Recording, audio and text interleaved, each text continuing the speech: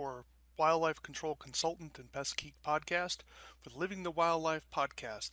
Always follow national, state, provincial, and local laws when using pesticides and or other control methods to manage pests.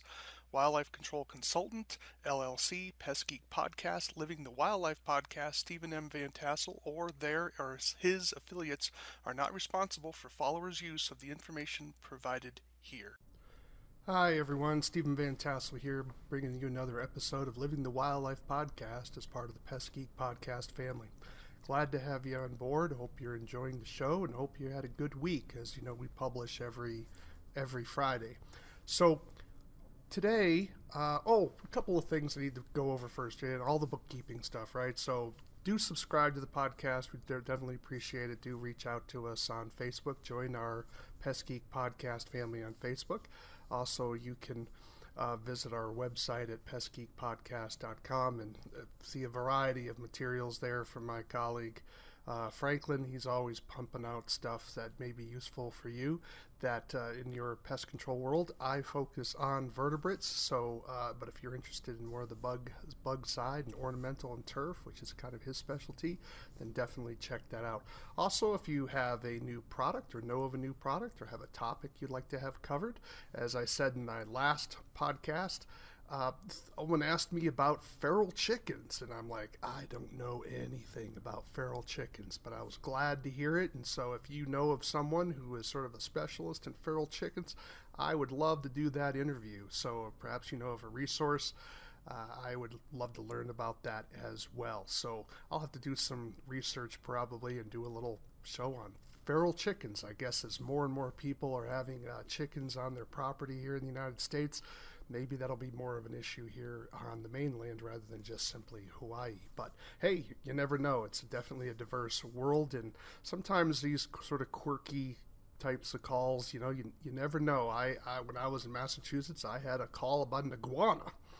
Now, we don't have iguanas naturally in Massachusetts, so I had to kind of chase this thing. And so learning sometimes about really obscure animals, you never know, because the exotic pet trade can definitely throw you for a loop. So, but if you know of someone, I would love to hear from. Also, I have another request. I am looking for Norway rat, roof rat, and house mouse scat, both pre and post toxicant use. As you know, if they're getting involved in some toxicants, the feces color will often change. I'm looking for that, willing to pay. I'll pay your shipping as well. And so if you have that material, we don't have a lot of house mice, Norway rats, and roof rats here in Montana. I don't even think we have roof rats here in Montana. We have a small population of Norways. And most of the mice that I'm dealing with, at least the ones that I've been trapping or controlling, have all been deer mice. So, or paramyscus, I should say. I don't know whether they're white-footed or deer mice, but paramyscus.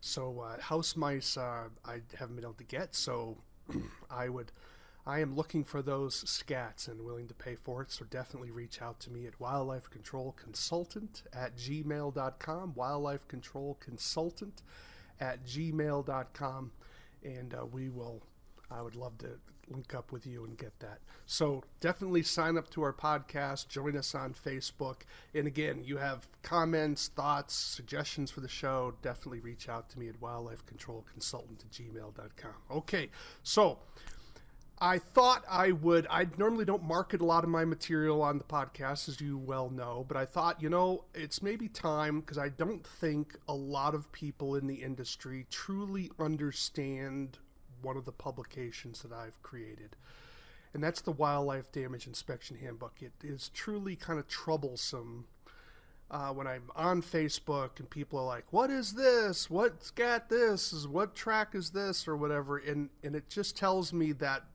our industry has not embraced reading as much as it should, and the need for resources. And I think one of the things that the internet has done is it's made us at times a bit lazy, where we're always thinking that the answer is just a click away, and that's simply not true. I had an argument with a guy online who was telling me that information is free, and I said,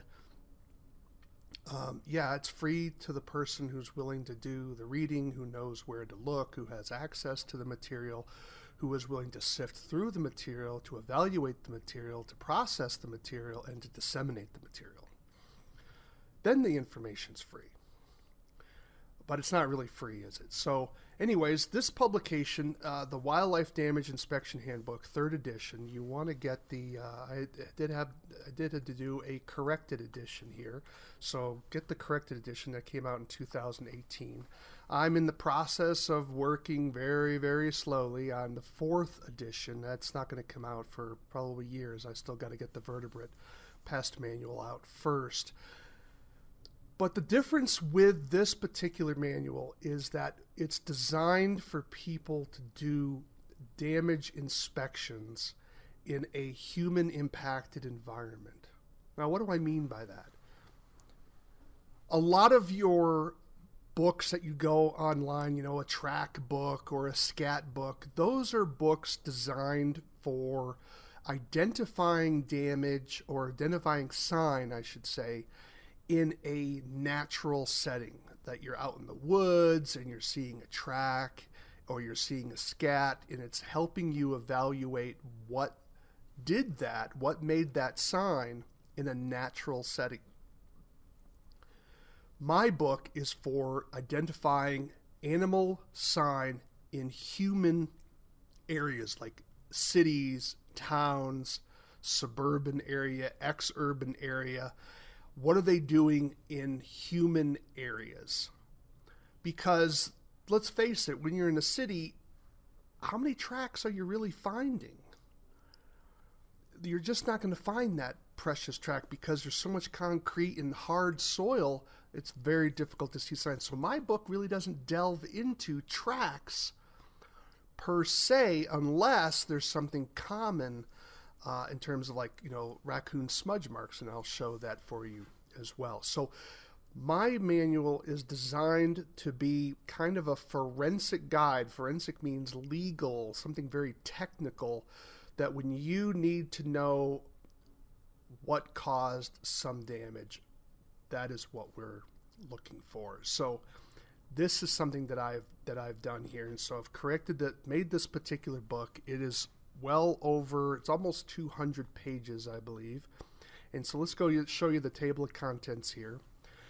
The book is divided into basically 2 parts. Part 1 talks about topics within the wildlife damage inspection realm, such as how to get started, legal and risk issues of disease when you're doing inspections, how to do a phone inspection, on-site inspections. I give you a process. You can certainly modify it as you will, but a process for how to walking through how should you do a proper inspection on someone's house.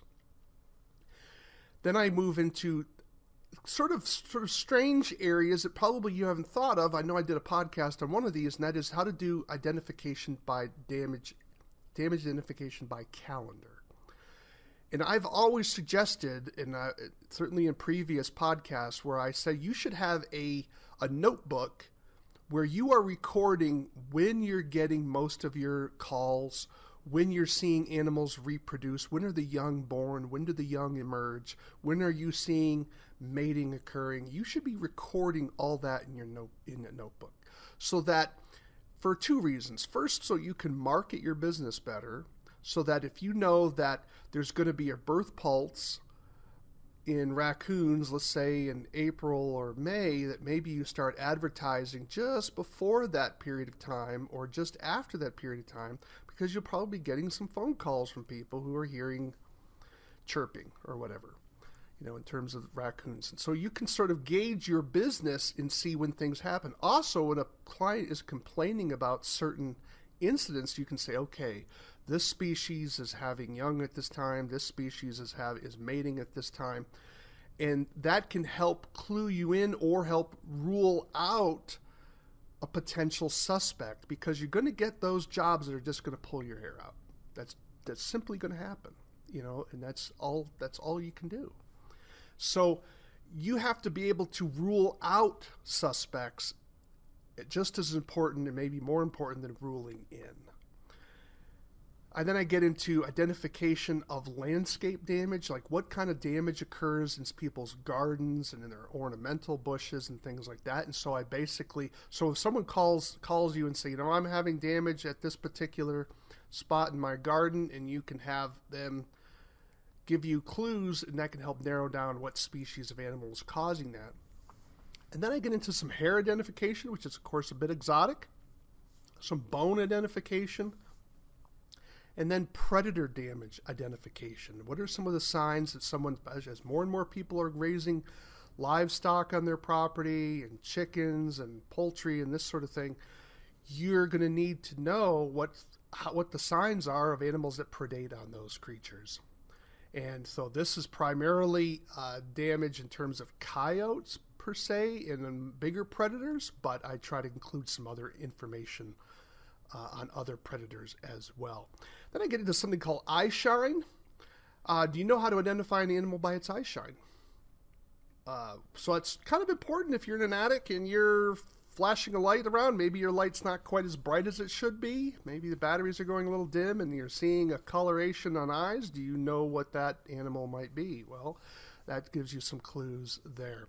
And then part 2, I get into specific species and species groups. And I have to say species groups because I collect together like gray squirrel and fox squirrel. It's going to be very hard without sort of DNA testing and you using calipers or something to separate one animal from another in terms of the sign that they're giving. And maybe not even possible even with that. So you're looking at, you can then say, you can't tell whether it's a gray squirrel or a fox squirrel, but you would be able to tell that it's one of those squirrels rather than, let's say, a flying squirrel, which is significantly smaller. So I'll give you a quick rundown of some of the animals that I do. Armadillos, bats, beavers, Canada geese, coyotes, eastern chipmunks, eastern cottontail rabbits, flying squirrels, gray and fox squirrels, house cats, house mice, house sparrows, moles, mountain beavers, Norway rats, opossums, pigeons, pocket gophers, raccoons, red squirrels, shrews, starlings, striped skunks, voles, white-tailed deer, woodchucks, and that's it. So it gives you a lot. You may say, well, Stephen, I know a lot of those animals. I don't really need to know anything more about that. Well, let's kind of take a quick look here. Let me kind of scroll down to an area where we can take a look here. Let's take a look at, let me go down to raccoon to see if you get down here to raccoon.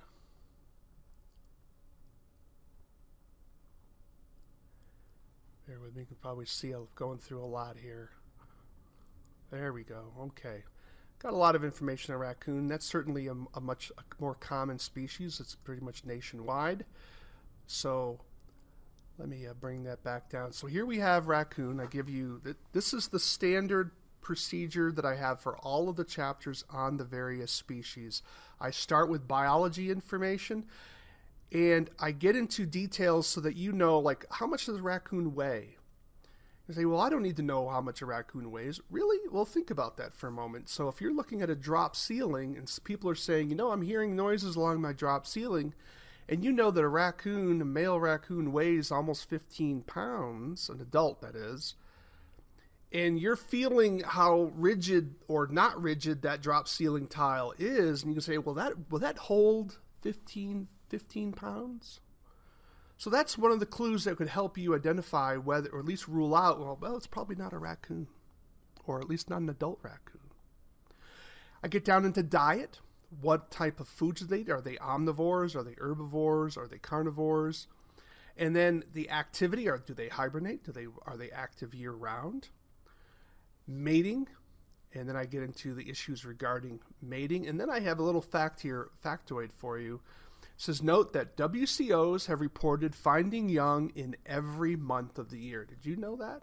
Did you know that raccoons can have young every month of the year? You say, well, how is that possible?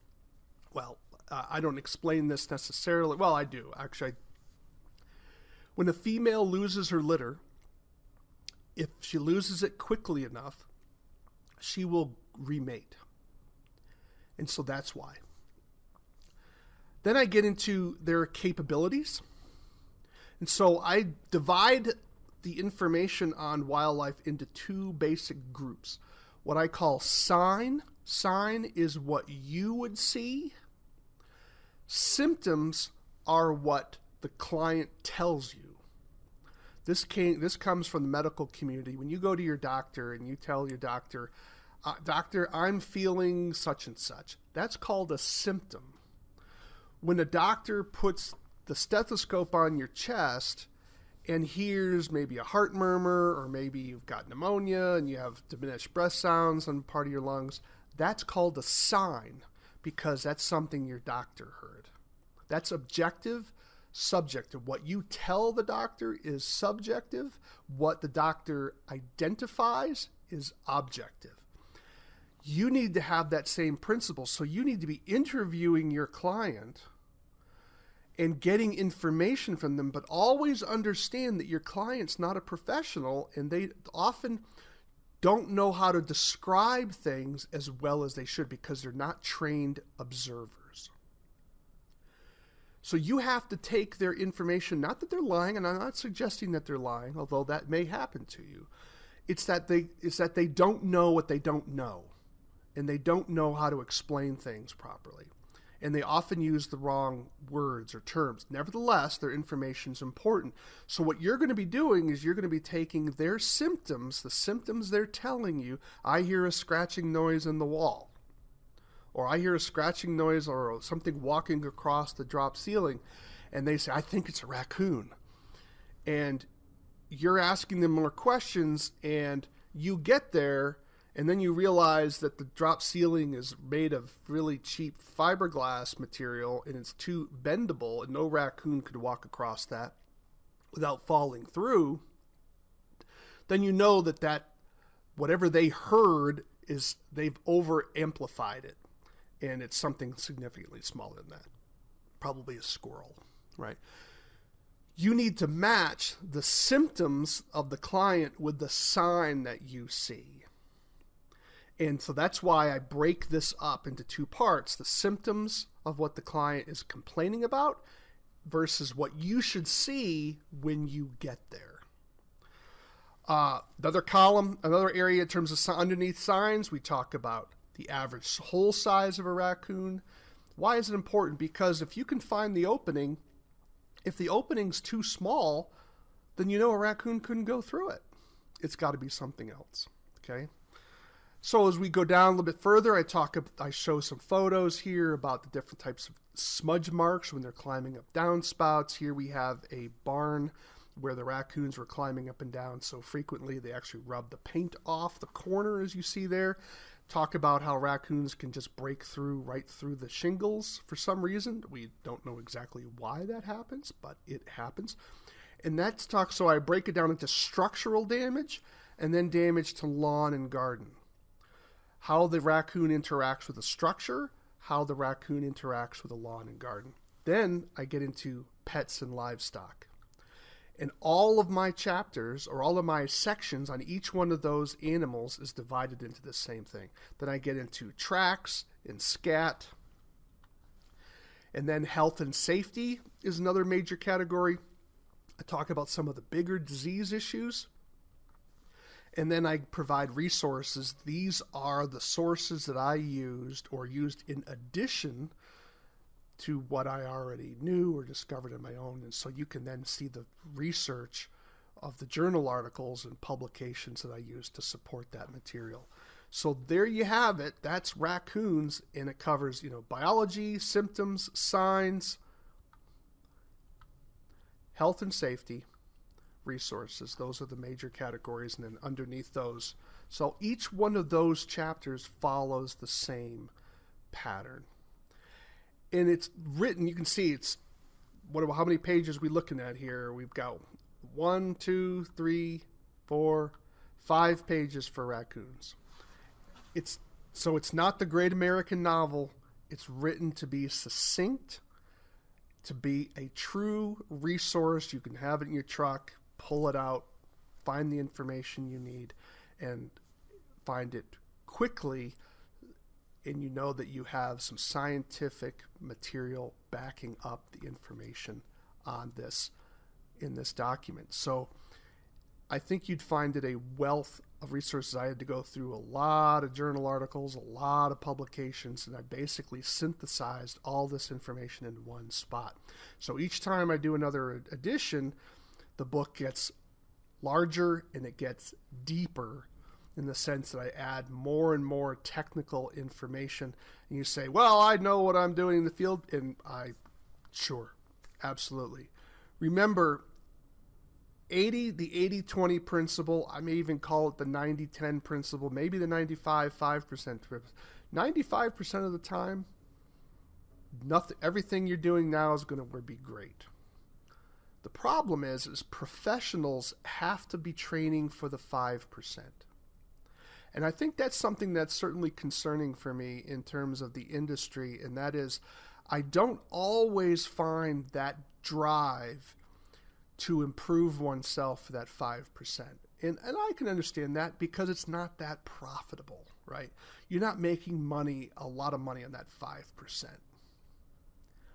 So if you're just about making money, then keep doing what you're doing. But understand that when you criticize sometimes the big companies, and well, they couldn't solve this client's problem, maybe it's because they've used the 95-5% principle too, that the 5% is not worth it and they're just going to be going for the bottom line. That's the question for what kind of a professional are you? Are you just simply someone out there trying to make money? Nothing wrong with that. We're capitalists here at the Pest Geek Podcast, and avowedly so. But we're not make money at all costs. We also believe that there's a service proportion of our job where we need to try to be the person to help clients out.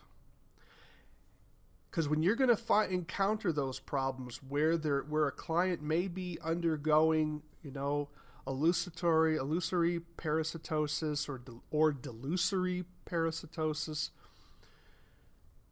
you're going to need to have the information ready to sort of confront that.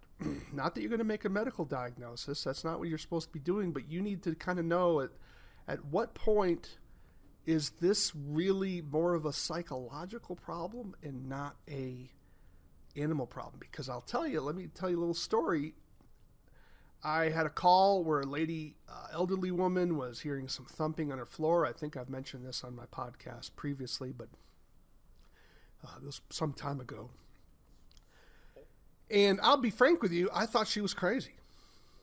But I went out there and I thought, I already had my prejudices all up there. I'm like, oh, this old lady, she doesn't know what she's talking about. She's probably going dingbat, and this is going to be a waste of my time.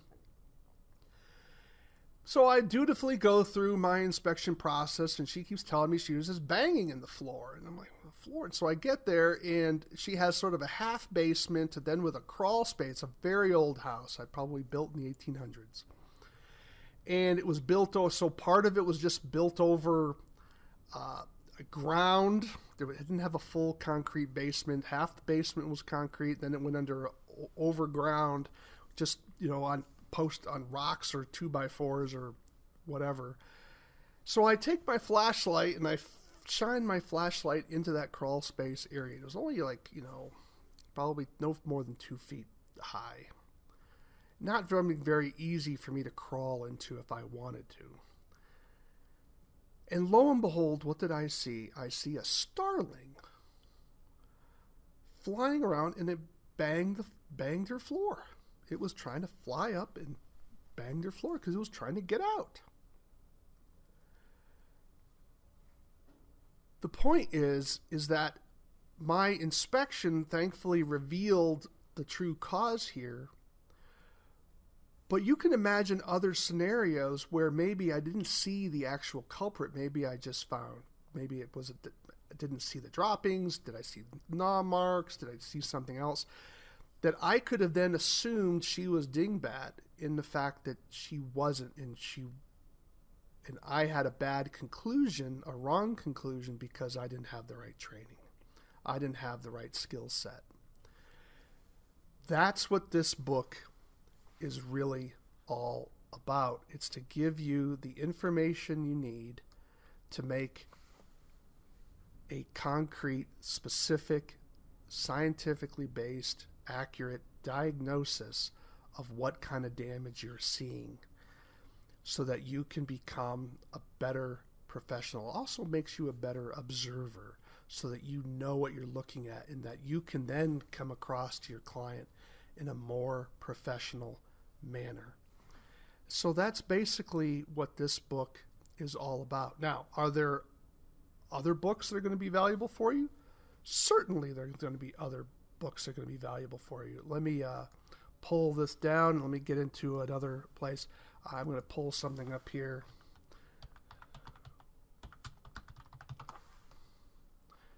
So let me pull this across. Anything by Mark Elbrock is worth its weight in gold. Okay, I'm just telling you, buy his stuff. I mean, I love this guy. So he is someone that you want to, purchase his books. So notice what he has. He has bird tracks and sign. He has animal skulls, and then he has mammal tracks and sign. Mammal tracks and sign. Again, these are books designed. He's a naturalist. I think he's got a PhD. His books are designed for out in the woods, but he will give you things like the width of scat measurements, the length of scat measurements, paw prints. So if you love tracking and you want to have like the manual for tracks, that's the book I would certainly suggest you get for mammals. He had animal skulls. If you're interested in skulls, definitely some very high-end technical stuff. My book is designed in contrast to use things that are going to be useful for you in the field servicing your clients. But you want to take your training up to yet another level, have another resource.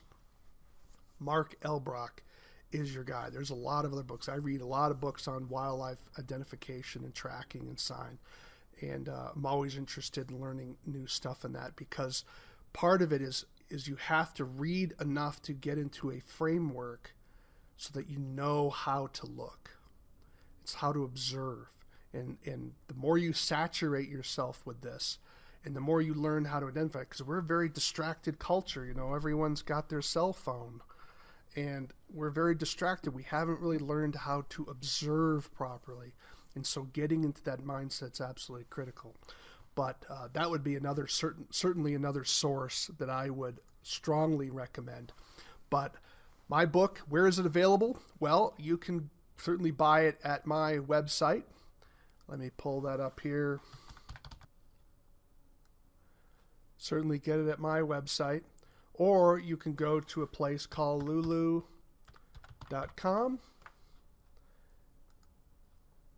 Bring that down here. lulu.com. That's where I publish my book out of, and you can certainly get the book there, lulu.com. Just look up Vantassel. There are not many Vantassels in the world, and you can certainly purchase my book there. It's expensive, and why is it expensive? Well, because it's 8.5 by 11, and it's color. So it's got glossy, it's got a perfect bind to it. Let me bring that back up for you again. So remember that, color is expensive, but it's 8.5 by 11 pages. And so there's a lot of material here. So I go all the way get down to that last page. Dealing with 180 pages. And so there is a ton of information in this. It's all succincted down so you don't have to keep reading all these different books to get it. So it's $85 post-paid. If you purchase it from me, you may be able to find it cheaper on Amazon or on lulu.com. Just remember to make sure you get the latest edition, which is 3rd edition corrected, which was published in 2018. Wasn't a big change. There weren't major changes. I just changed about, I think, 4 different things. Not a big deal. So if you can get the 3rd edition uncorrected cheaper, then by all means, you're pretty good to go. But otherwise, you can certainly make sure you get the correct edition 2018. I made about four changes, which are quite small. I had a number wrong in how many lumens, and I also changed something in terms of a track identification on sign identification on on squirrels, and I think I made another small modification as well. So a lot of them are quite minor, but nevertheless, mistakes are mistakes, and I got called out for it. And yes, much to people's surprise, I do admit that I'm not perfect, but I think you'll find this helpful. Definitely get a copy, but I hope to introduce that to you. Again, look at what we have here. A lot of different topics: hair identification, on-site inspections, species modules. I think you'll find it useful. I haven't found anyone I found only one person who was angry about when he purchased it, and I had doubts of whether he really bought it. But anyways, that was a long time ago. I haven't had anyone really complain about the book as being a piece of garbage. I had two complaints. One person was angry when he had it, and the other one was a comment online. And that's pretty much about it. Would love to get your feedback on it if you have it. I'm always looking to add more material, and I have a folder that I'm using to collect more information for edition 4, which is again years out, I guess, from now in terms of the pace that I'm going. Well, that's it for this session. Again, this is Stephen Vantassel, Wildlife Control Consultant, bringing you another episode of Living the Wildlife. And we hope you take a few moments, sign up to our podcast. Definitely give us ring the bell so you can make sure you're getting up-to-date information about our new podcast coming out. Join us on Facebook for the Pest Geek Podcast family. And again, if you have thoughts on subjects, topics, questions that you'd like to have answered, definitely reach out to me. wildlifecontrolconsultant@gmail.com. wildlifecontrolconsultant@gmail.com. I'd love to hear it. Again, this is Living the Wildlife. Why? Because we want you to live the wildlife, not be the wildlife. Take care, everyone.